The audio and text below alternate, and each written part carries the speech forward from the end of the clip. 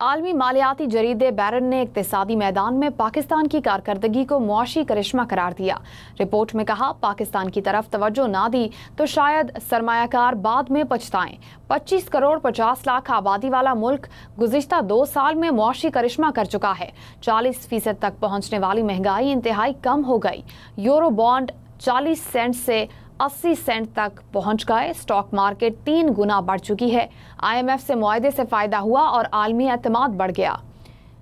اسی پر بات کے لیے ہمارے ساتھ موجود ہیں بزنس ایڈیٹر ہم نیوز فرحان بخاری۔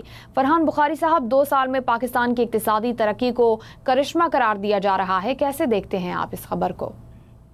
جی بہت شکریہ۔ 2 سال پہلے صورتحال اسی وقت گرمیوں کے شروع میں یہی تھی کہ کیا سرائی ہو رہی تھی کہ کیا پاکستان سری لنکا کے بعد اگلا ملک ہوگا اس خطے میں بلکہ دنیا میں جس کا کہ خدا نخواستہ کوئی دیوالیہ ہوگا۔ ظاہر ہے اس سے ہم بہت حد تک آگے نکل آئے ہیں۔ ویسی کیفیت تو اب دور دور تک کوئی نظر نہیں آتی، جس کی وجہ سے کئی لوگوں نے سکھ کا سانس لیا ہے۔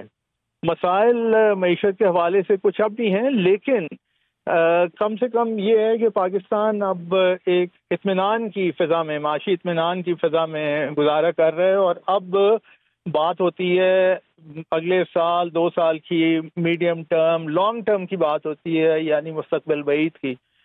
جو وہ کیفیت تھی کہ لوگ کہتے تھے کہ دنوں کے بعد کچھ پتہ نہیں، اس سے ہم بہت کامیابی سے نکل آئے ہیں، اور یہ پاکستان کے اوپر خدا کا بڑا کرم ہوا ہے۔ ٹھیک ہے، فرحان بخاری صاحب ہمارے ساتھ موجود تھے، بہت شکریہ آپ کا۔